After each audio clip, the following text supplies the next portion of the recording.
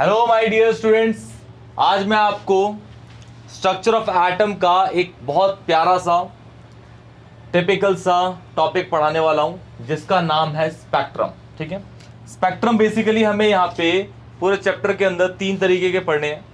एक पढ़ना है एमिशन स्पेक्ट्रम, एक पढ़ना है एब्जॉर्प्शन स्पेक्ट्रम, एक पढ़ना है हाइड्रोजन स्पेक्ट्रम। ठीक है, जो सबसे इंपॉर्टेंट है वो आपका नेक्स्ट लेक्चर में आएगा, नाम है उसका हाइड्रोजन स्पेक्ट्रम। उससे पहले आपको ये एमिशन और एब्जॉर्प्शन स्पेक्ट्रम पढ़ने ही पड़ेंगे। क्लियर है? तो चलिए स्टार्ट करते हैं। एमिशन और एब्जॉर्प्शन स्पेक्ट्रम से भी पहले सबसे पहले हमें ये पढ़ना होगा भाई स्पेक्ट्रम क्या होता है। ठीक है, तो पहले देखिए बेटा concepts of spectrum.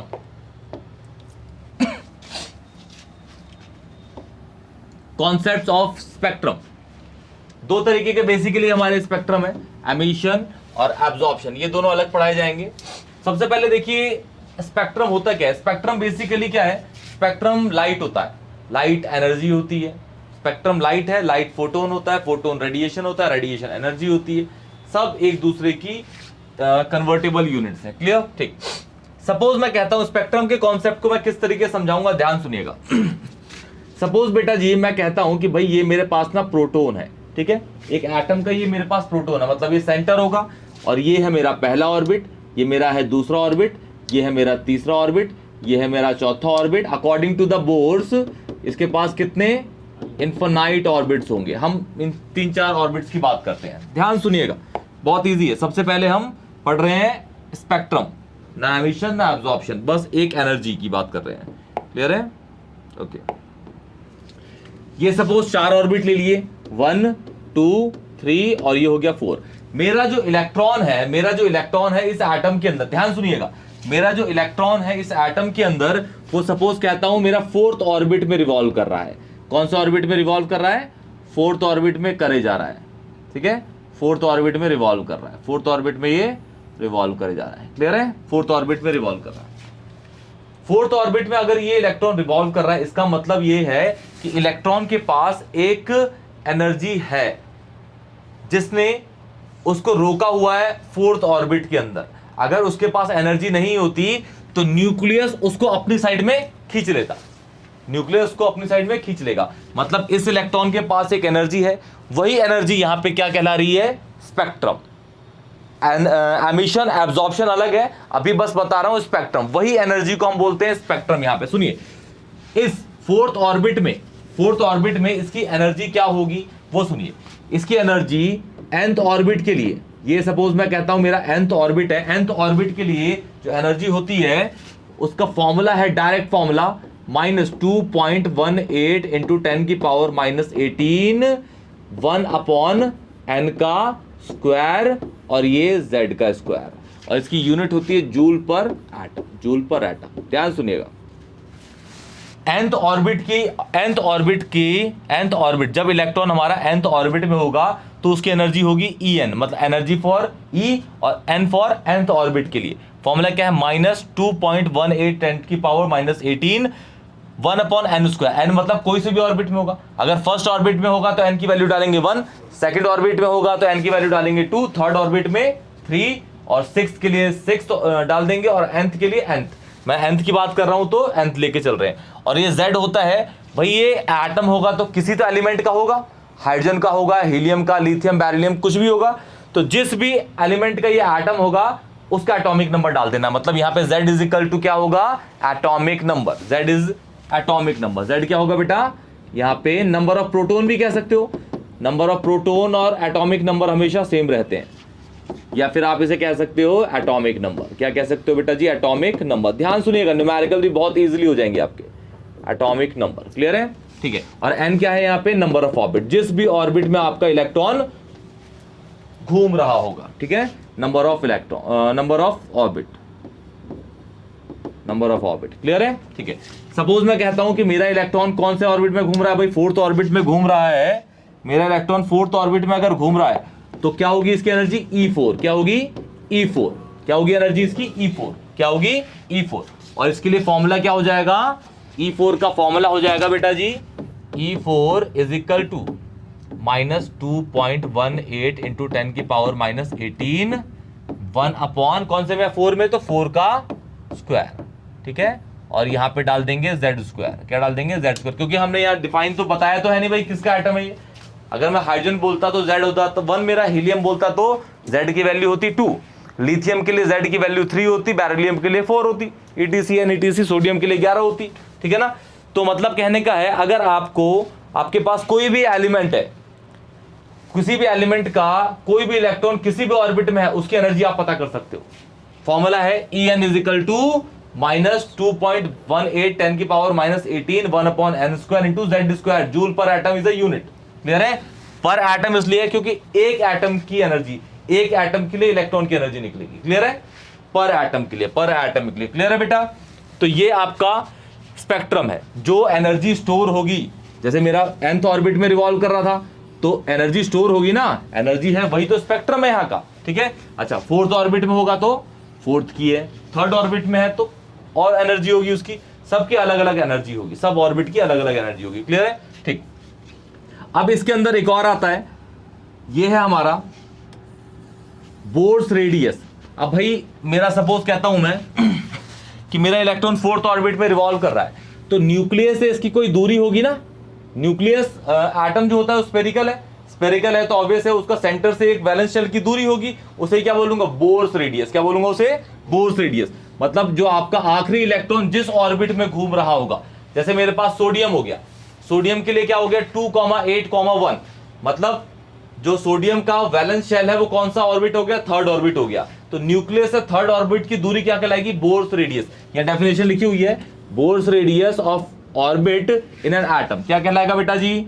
Distance between centre of nucleus and valence shell of an atom called Bohr's radius. Bohr's radius का एक प्यारा सा फॉर्मूला है। बोर्स रेडियस को Rn से ऐसे Rn से डिनोट करते हैं हम, तो Rn is equal to 52.9 into 10 की power -12 n square upon z, और ये z है, z एटॉमिक नंबर, ठीक है ना, z, और ये किस में निकलता है? मीटर में। किस में बेटा? मीटर में। तो ये आपका फॉर्मूला है बोर्स रेडियस का। क्या? बोर्स रेडियस का मतलब कहने का हुआ कि अगर आपका इलेक्ट्रॉन किसी भी रैंडम ऑर्बिट में रिवॉल्व कर रहा है तो उसकी आप एनर्जी निकाल सकते हो बाय दिस। सेम आपका कोई भी इलेक्ट्रॉन किसी भी रैंडम ऑर्बिट में रिवॉल्व कर रहा है तो आप उसका डिस्टेंस निकाल सकते हो न्यूक्लियस से by using Bohr's radius, by using Bohr's radius. Clear है? फटाफट नोट करो बेटा जी, फटाफट। ये अभी तक एनर्जी बताई है जब इलेक्ट्रॉन एक ही ऑर्बिट में घूम रहा होगा, एक ही ऑर्बिट में। अब जो आएंगे इसके बाद एमिशन और एब्जॉर्प्शन स्पेक्ट्रम, एमिशन और एब्जॉर्प्शन स्पेक्ट्रम। फास्ट, जल्दी नोट करिए बेटा जी, फॉर्मूले ध्यान से याद करिएगा, बिल्कुल फटाफट, जल्दी जल्दी जल्दी। स्टेटमेंट्स याद रखिएगा। ये कौन सी एनर्जी है? जब एक इलेक्ट्रॉन एक ही पर्टिकुलर ऑर्बिट में रिवॉल्व कर रहा है, एक ही, करोड़ों सालों से, खरबों सालों से, तो कब तक? जब तक वो अपनी एनर्जी को चेंज ना करे। चेंज करेगा तो एमिशन और एब्जॉर्प्शन स्पेक्ट्रम क्रिएट हो जाएंगे। क्लियर है? तो चलिए स्टार्ट करते हैं। हमारा सबसे पहला आ गया बेटा जी अब एमिशन स्पेक्ट्रम। क्या आ गया? Emission spectrum. सुनिएगा ध्यान से। सपोज बेटा जी मैं कहता हूं कि मेरे पास ये मेरा न्यूक्लियस है, ये मेरा पहला ऑर्बिट हो गया, ये मेरा तीसरा ऑर्बिट हो गया, ये मेरा 5वां ऑर्बिट हो गया, ये मेरा हो गया 7वां ऑर्बिट। ठीक है, कलर चेंज कर लेते हैं। और ये कौन सा ऑर्बिट हो गया? 2nd, 4th, और ये 6th हो गया। क्लियर है? अब दिखने में थोड़ा अच्छा लग रहा है आपको। ठीक है, तो देखिए सपोज कहता हूं ये मेरा 1 है, ये 2, 3, 4, 5, 6 एंड दिस इज 7 बेटा। क्लियर है? ठीक, मैं बात कर रहा हूं किसकी? एमिशन स्पेक्ट्रम की। एमिशन, एमिशन, एमिशन मतलब एमिट करना, एमिट मतलब निकालना, और किसको? स्पेक्ट्रम मतलब एनर्जी, एनर्जी को निकालेगा यहां पे। सपोज मैं कहता हूं कि भाई मेरा इलेक्ट्रॉन जो है वो 6th ऑर्बिट में घूमे जा रहा है, 6th ऑर्बिट में घूमे जा रहा है, 6th ऑर्बिट में लगातार घूमे जा रहा है, इसी ऑर्बिट में घूमे जा रहा है। तो इसकी एनर्जी, 6th ऑर्बिट की एनर्जी क्या होगी? E6 is equal to minus, और ये जो बोल देता हूं, सपोज ये आपका हाइड्रोजन का एटम है, यहाँ पे जो एटम है ये किसका एटम है? हाइड्रोजन का। किसका? ये हाइड्रोजन का है। तो इसके लिए Z की वैल्यू क्या होगी? 1। सपोज कह दिया मैंने, सपोज कह दिया, तो इसके लिए होगी 2.18 इंटू 10 की पावर -18 1/6 का स्क्वायर और 1 का स्क्वायर, यूनिट हो जाएगी जूल पर एटम। क्लियर है? अभी ये मेरा जो इलेक्ट्रॉन है वो इस ऑर्बिट 6 ऑर्बिट में घूमे जा रहा है। अगर ये इलेक्ट्रॉन कुछ अमाउंट ऑफ एनर्जी को क्या करता है, निकाल देता है, एटमॉस्फेयर में ट्रांसफर कर देता है, तो इलेक्ट्रॉन कहां मूव करेगा, न्यूक्लियस से दूर मूव करेगा कि न्यूक्लियस के पास मूव करेगा, बोलो पास मूव करेगा। क्या करेगा, पास मूव करेगा। तो ये सपोज कह देता हूं, मैं सपोज कह रहा हूं, ठीक है, सपोज कि मेरा इलेक्ट्रॉन घूम के आ गया अब थर्ड ऑर्बिट में। कहां पे आ गया, थर्ड ऑर्बिट में आ गया। कहां पे आ गया, थर्ड ऑर्बिट में। तो थर्ड ऑर्बिट में क्या हो बेटा, इसकी एनर्जी होगी E3 is equal to -2.18 into 10 की पावर -18 1/3 का स्क्वायर और ये 1 का square joule per atom. Yes और नो, फटाफट बोलो बेटा, फटाफट बोलो। तो कितनी एनर्जी 6 ऑर्बिट से जब वो थर्ड ऑर्बिट में गया तो कितनी एनर्जी उसने लूज करी, इन दोनों के बीच का डिफरेंस ही तो निकालना है। मतलब क्या करेंगे, फाइनल माइनस इनिशियल। मतलब इन दोनों का अगर मुझे चेंज निकालना होगा तो कैसे निकालूंगा बेटा जी, कि कितनी एनर्जी 6 ऑर्बिट से थर्ड ऑर्बिट में जाने के लिए कितनी एनर्जी उसने लूज करी, तो निकाल दूंगा मैं delta E is equal to E3 minus E6। E3 की वैल्यू कितनी है बेटा जी, देखो पहले बेटा, इधर देखो E3 की -2.18 इंटू 10 की पावर -18, परफेक्ट, 1/3 का, इसको तो 1 लू ना लू कोई फर्क पड़ेगा नहीं, ठीक है ना। फिर माइनस, इसको ऐसे लिख देता हूं ब्रैकेट में, फिर माइनस का एक और माइनस 2.18 इंटू 10 की पावर -18 1/, किसका, और ये क्लियर है। ये डिफरेंस आया जब यहां से 6 से कहां गया, थर्ड में, 6 से थर्ड में मूव करा। तो ये है आपका एमिशन स्पेक्ट्रम। तो आप क्या लिखोगे, एमिशन स्पेक्ट्रम में हमेशा याद रखिएगा जो इलेक्ट्रॉन की मूवमेंट होगी वो हायर ऑर्बिट से लोअर, देखिए 6 से थर्ड में गया ना, हायर से लोअर। तो आपकी स्टेटमेंट क्या लिखोगे, इसके लिए आप इसकी स्टेटमेंट लिखेंगे, उसके बाद फिर ये लिख लीजिएगा the amount of energy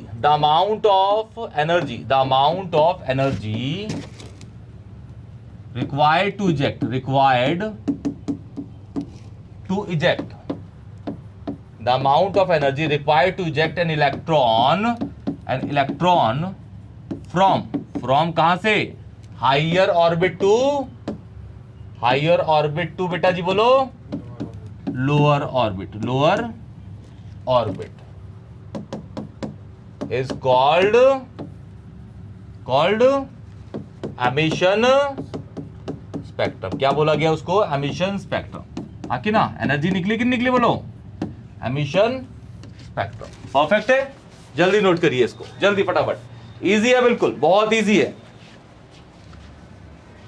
emission spectrum, जब हायर ऑर्बिट से लोअर ऑर्बिट की तरफ इलेक्ट्रॉन मूव करता है तो वो हमेशा इलेक्ट्रॉन को, एनर्जी को क्या करेगा, एटमॉस्फेयर में एमिट करेगा, एटमॉस्फेयर में एनर्जी को एमिट करता है। परफेक्ट, जल्दी फास्ट, जल्दी बेटा जी, जल्दी नोट कर लीजिए।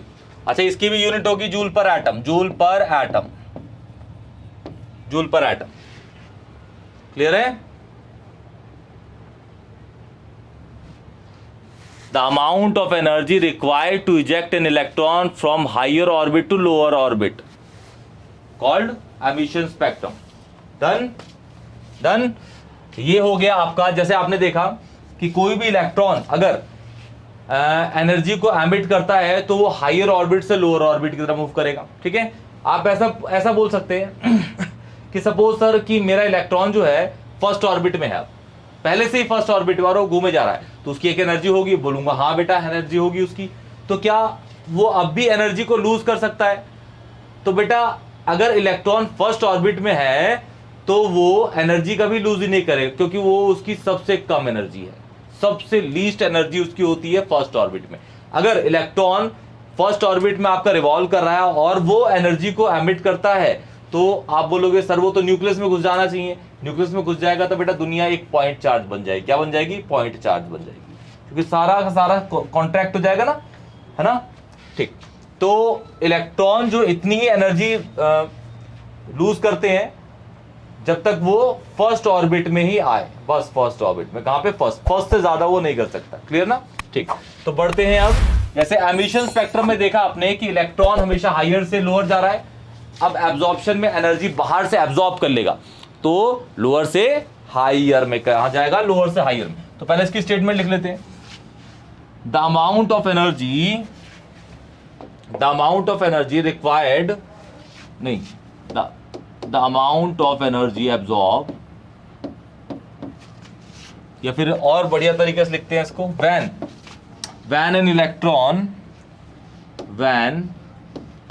एन इलेक्ट्रॉन एब्जॉर्ब्स, लिखिए बेटा जी, absorbs some amount of energy, when an electron absorbs some amount of energy, then it moves from कहां से कहां, higher to lower, lower to higher, issue बोलो बेटा, lower to higher orbit, lower to higher orbit in an atom, in an atom called absorption spectrum,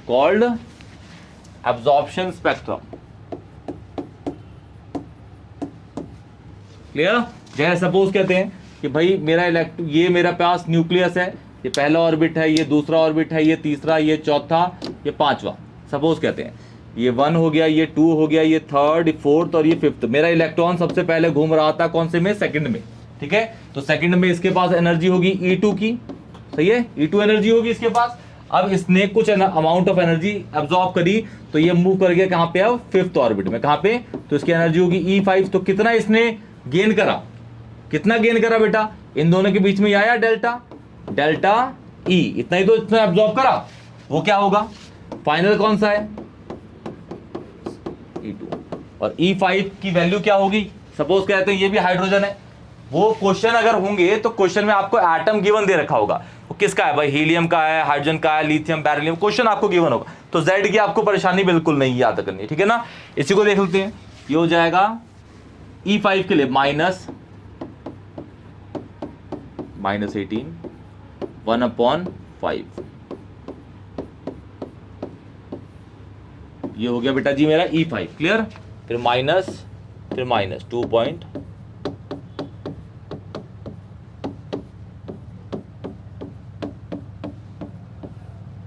unit होगी joule per atom. अच्छा, इन दोनों में देखिए बेटा, अगर इन दोनों का मैं फॉर्मूला बनाऊं, मैं पता करता हूं भाई, Z है यहाँ पे, ये हाइड्रोजन का ही है, बोल देता हूं, ठीक है ना। मैं Z की वैल्यू इज 1 मान लिया मैंने, हाइड्रोजन का है, ठीक है। अब मैं देखता हूं भाई कितनी एनर्जी इसने एब्जॉर्ब करी कि ये दूसरे से पांचवें में आया, ठीक है। उसका फॉर्मूला देखिए कितने प्यार से निकालता हूं। देखिए इसमें, इस माइनस को छोड़िए, इसमें और इसमें क्या कॉमन है, देख रहे हैं, ये कॉमन है, ये 1 तो बाहर निकल जाएगा, हटाइए, ये वाली वैल्यू कॉमन है, समझ आ रहा है। मैं इसको पहले प्यार से बाहर निकाल देता हूं, delta E is equal to 18। अब ये क्या बचा, 1/25 कह दूं, -1/4 कह दूं, बोलो, और ये हो जाएगा जूल पर एटम, क्लियर है। एलसीएम ले लो इसका बेटा जी, 2.18 इंटू 10 की पावर -18, ये हो गया 100, ठीक है, 100, और ये हो जाएगा 4 - 25, है ना। तो ये हो जाएगा 2 इंटू -21 इंटू 10 की पावर, ऊपर भेज दिया इसको मैंने, तो ये हो जाएगा -20। इसको निकाल लीजिए, ये अमाउंट ऑफ एनर्जी उसने एब्जॉर्ब करी। अच्छा, ये आएगा प्लस के अंदर, ये प्लस आएगा, प्लस करेगा मतलब एनर्जी जो आएगी वो प्लस में आएगी, इसका मतलब वो एनर्जी एब्जॉर्ब कर रहा है, एनर्जी एब्जॉर्ब करेगा तो पॉजिटिव आएगी। अच्छा, एमिशन स्पेक्ट्रम में जो एनर्जी आती है वो नेगेटिव आएगी, क्योंकि एनर्जी निकल रही है, कम हो रही है, जो निकाल रहा है उस पर तो कम हो रही है ना, तो नेगेटिव, इसका मतलब सिग्निफिकेंस इज नेगेटिव। क्लियर बेटा, फास्ट, जल्दी प्यारे प्यारे से क्वेश्चन स्टार्ट करते हैं। अब इजी कॉन्सेप्ट है बिल्कुल, ठीक है। क्वेश्चंस करेंगे ना, क्वेश्चंस समझ जाएंगे तो बस समझ गए। टॉपिक जब तक क्लियर नहीं होता जब तक आप उसके क्वेश्चंस न्यूमेरिकल ना करें। अगर आप किसी भी टॉपिक के न्यूमेरिकल कर रहे हैं, इसका मतलब आपको टॉपिक क्लियर है, इसको याद रखिएगा। क्लियर, फास्ट, जल्दी। ये 21 है, 21 है, ठीक है ना। माइनस का 21। जल्दी निकाल लीजिएगा बाद में। क्लियर? इसका आंसर मुझे कमेंट सेक्शन में बताइएगा। क्लियर है? ओके, बढ़ते हैं आप क्वेश्चन पे। ये प्यारा सा एक क्वेश्चन है।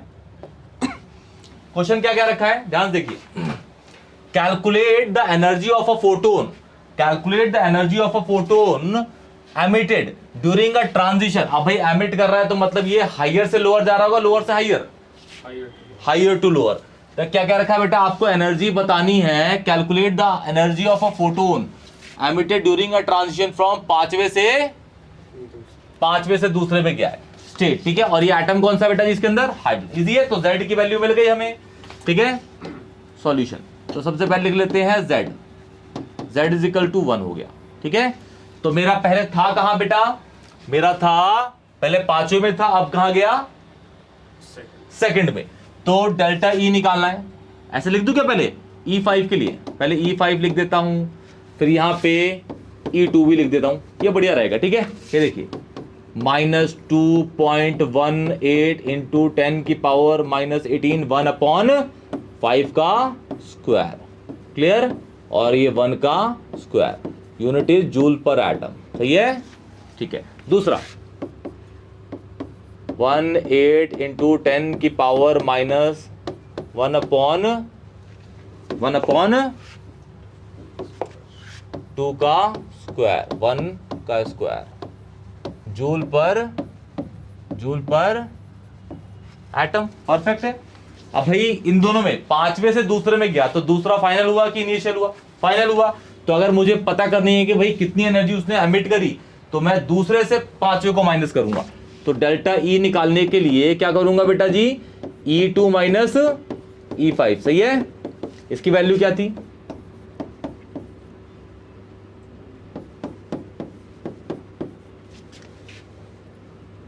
तो ये वाली वैल्यू दोनों में कॉमन ले ली मैंने।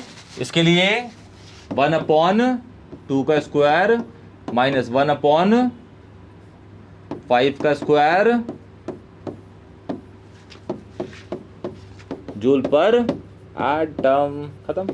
क्लियर है? ठीक, तो ये हो जाएगा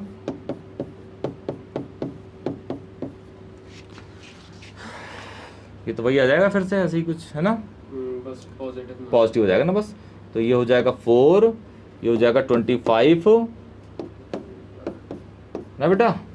जो भी आंसर आएगा बिल्कुल वही, इससे पहले ही वाला ही है, बस वो आंसर आएगा ये नेगेटिव में। किसमें आएगा ये, नेगेटिव, नेगेटिव आएगा बेटा, टोटल नेगेटिव आएगा ना, ये साइन आएगा नेगेटिव में। क्योंकि यहाँ पे सॉल्व करिएगा इसको पूरा प्रॉपर, क्योंकि यहाँ पे एनर्जी क्या हो रही है, छुबंतर हो रही है। ठीक है, निकल जा रही है। क्लियर है? इजी है बिल्कुल, परफेक्ट। जल्दी करिए बेटा, आंसर बताइए इसका। -45.78 minus 45.78 45.78 into 10 power -20 -20 joule per atom. ये है बाबूजी इसका आंसर। क्लियर है? और ये केस आया किसका, एमिशन का। कोई भी केस आया आप तो कर लेंगे, आप फाइनल माइनस इनिशियल करना है आपको बदल जाएगा भाई, यही है। ठीक है, जल्दी नोट कर लीजिए बेटा जी इसको। ठीक है, चलिए अब बढ़ते हैं इसके नेक्स्ट क्वेश्चन पे। ये है एक प्यारा सा क्वेश्चन, एनसीईआरटी का है ये है problem number 2.11। Problem number, question क्या क्या रखा है, calculate the energy associated with first orbit of helium. ये प्लस है, हीलियम प्लस है, ठीक है ना, हीलियम प्लस आयन है मतलब। What is the radius of this orbit, मतलब आपको बोला गया है कि भाई आपके पास हीलियम है, पहले करते हैं एनर्जी के लिए। ठीक है बेटा, पहले एनर्जी के लिए देखिए, एनर्जी के लिए एनर्जी निकालनी है ना, किसकी निकालनी है एनर्जी, फर्स्ट ऑर्बिट की, मतलब E1 की। ये क्या था, जब हम स्पेक्ट्रम पढ़ रहे थे ना, एमिशन एब्जॉर्प्शन से पहले मतलब एक इलेक्ट्रॉन एक ही ऑर्बिट में घूम रहा है तो उसकी एनर्जी निकालनी है। वो ट्रांजिशन नहीं कर रहा है इस बार, वो उसी में घूमे जा रहा है, उसकी एनर्जी तो और इजी है। E1 निकालना है बेटा आपको, ठीक है। और हीलियम प्लस है, देखियो हीलियम पे प्लस चार्ज है, तो हीलियम पे प्लस चार्ज का मतलब है उसमें इलेक्ट्रॉन कम हुए, प्रोटॉन थोड़ी ना कम हुए। प्रोटॉन तो वही है, क्योंकि प्रोटॉन सेंटर ऑफ न्यूक्लियस में होते हैं, सेंटर ऑफ एटम न्यूक्लियस के अंदर होते हैं। ठीक है, तो नंबर ऑफ प्रोटॉन सेम रहेंगे तो ऑब्वियस है कि एटॉमिक नंबर भी उसका सेम ही रहेगा। हीलियम में कितना होता है बेटा जी, 2 होता है। क्या होता है, 2। और n की वैल्यू 2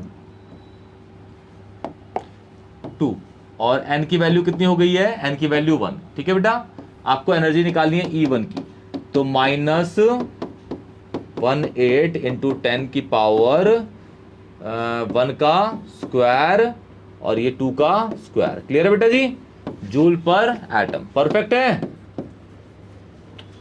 तो ये हो जाएगा 4 को मल्टीप्लाई करेंगे इससे तो -8.72 इंटू 10 की power -18 joule per atom, joule per atom. Perfect, जल्दी। क्लियर, इजी है। तो यहां पे हमने अभी क्या निकाल लिया, हमने एनर्जी निकाल ली। अब क्या निकालना है मुझे, रेडियस, बोर्स रेडियस के अकॉर्डिंग, बोर्स रेडियस। तो according to the Bohr's radius, Bohr's radius, according to the Bohr's radius क्या कहता है भाई, Rn is equal to 52.9 into 10 की पावर -12 n का स्क्वायर अपॉन z, और ये किस में आएगा बेटा जी, मीटर के अंदर आएगा। किसके अंदर, मीटर के अंदर। तो n की वैल्यू तो वही है, n की वैल्यू कितनी है बेटा जी, 52.9 इंटू 10 की पावर -12, n की वैल्यू 1 है, z की वैल्यू 2 है। ठीक है, डिवाइड कर लेंगे बेटा जी, इसको निकालिए, डिवाइड करिए इसको। और कौन से का निकालना, R1, ये R1 है, R1 मतलब फर्स्ट ऑर्बिट के लिए निकालना, इसलिए R1 या Rn या R1 26.4 इंटू 10 की पावर -12 मीटर्स। क्लियर बेटा, ये उसका रेडियस होगा कौन से ऑर्बिट के लिए, फर्स्ट ऑर्बिट हीलियम का। क्लियर है, जल्दी फास्ट, आप समझ रहे हैं क्या हो रहा है। ठीक है ना, एब्जॉर्प्शन एमिशन स्पेक्ट्रम बहुत इजीली निकल आएंगे, बहुत इजीली, बहुत ही इजीली। क्लियर, बढ़े आगे। एक और प्यारा सा क्वेश्चन है ये, और ये आखिरी क्वेश्चन है इसका। क्लियर, ध्यान सुनिएगा। 2.16 प्रॉब्लम नंबर है, 2.16 प्रॉब्लम नंबर। क्या क्या रखा है क्वेश्चन, क्वेश्चन है क्या क्या रखा है, the energy associated with the first orbit in the hydrogen atom is ये। हाँ तो वो सही है, मतलब बोला गया है कि आपको, आपके पास, सुनो बेटा जी, आपके पास एनर्जी दे रखी है फर्स्ट ऑर्बिट के लिए और हाइड्रोजन के लिए। फर्स्ट ऑर्बिट मतलब n की वैल्यू 1 और हाइड्रोजन के लिए तो भी z की वैल्यू 1, तो उसकी एनर्जी क्या होगी, वो तो यही होगी, क्योंकि जो फॉर्मूला था बेटा, फॉर्मूला बेसिक जो फॉर्मूला है वो है En is equal to -2.18 into 10 की पावर -18 1 अपॉन n का स्क्वायर, और ये हो जाएगा z का square, unit will be in joule per atom. Clear, ठीक है। फिर बोला गया है कि दे रखा है, दे रखा है फर्स्ट ऑर्बिट मतलब n की वैल्यू 1, हाइड्रोजन मतलब z की वैल्यू 1। तो अगर मैं इसके लिए E1 ये रख दूं तो -2.18 इंटू 10 की पावर -18 हो जाएगा बेटा जी, और n की वैल्यू 1 है और z की वैल्यू 1 है। क्लियर है, तो ये हो जाएगा जूल पर एटम। और ये दे रखा है, मैं कुछ इसमें तीर नहीं मारा मैंने, ये दे रखा है बेटा, देखो ये पहले ही दे रखा है, ये है। लेकिन पूछा क्या है, what is the energy associated with the fifth orbit. आपसे हाइड्रोजन का पहले ऑर्बिट की एनर्जी दे रखी है, पूछिए पांचवें के लिए, तो और इसमें क्या परेशानी है, क्या परेशानी है। E5 is equal to -2.18 into 10 की पावर -18 1 अपॉन 5 का स्क्वायर, 1 का स्क्वायर। क्लियर है, क्लियर, जूल पर एटम। ठीक है बेटा जी,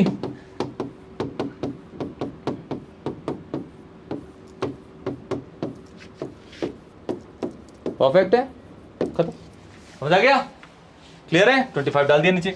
अब दूसरे में क्या पूछा है आपसे, पहले नोट कर लीजिए इसको बेटा जी, फास्ट जल्दी नोट कर लीजिए और सॉल्व करके बताइए इसका आंसर, आंसर बताइए इसका। 0.0872 इंटू 10 की power -18 joule per atom. Clear है, तो ये निकल चुका है। अब क्या निकालना है बेटा जी, हमें फिफ्थ ऑर्बिट के लिए ही हाइड्रोजन का रेडियस निकालना है। तो क्या परेशानी है, according to the Bohr's radius, according to the Bohr's radius, according to the किसका, बोर ने क्या बोला भाई कि भाई मेरा अगर रेडियस आपको निकालना है तो 52.9 इंटू 10 की power minus 12 N square upon Z in metres, clear, in metres. तो आर एन बोर रेडियस का पहले प्यारा सा फॉर्मूला लिख लिया हमने, एन स्क्वायर एवन जेड, ठीक है, और this is in metre, perfect है, ठीक है। जेड की वैल्यू हाइड्रोजन के लिए 1 है और फिफ्थ ऑर्बिट है तो एन की वैल्यू 5 है। 52.9 इंटू 10 की पावर माइनस 5 का स्क्वायर,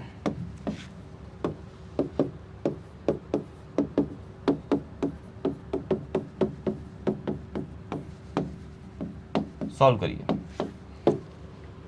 R5 है ना, R5 निकला है, जल्दी। तो ये आपका पूरा का पूरा एमिशन एब्जॉर्प्शन स्पेक्ट्रम निकले, ठीक है, एमिशन एब्जॉर्प्शन स्पेक्ट्रम निकले। बहुत इजीली मैंने आपको ये समझा दिया, ठीक है। कोई भी डाउट होता है तो कमेंट सेक्शन में बताइए, वीडियो को लाइक करिए और चैनल को जरूर सब्सक्राइब करिए। तब तक के लिए टेक केयर।